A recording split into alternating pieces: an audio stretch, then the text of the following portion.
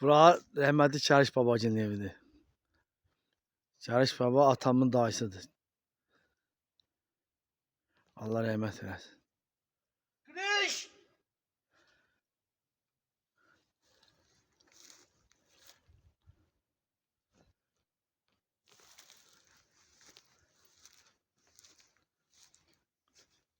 Elədiniz Çariş dayı.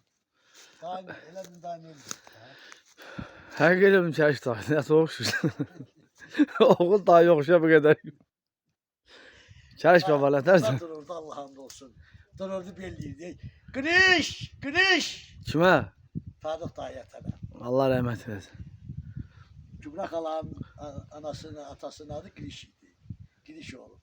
Öyle deyirdi, kışkırırdı. Allah Cumrak Allah'da bir şey cızıyırdı.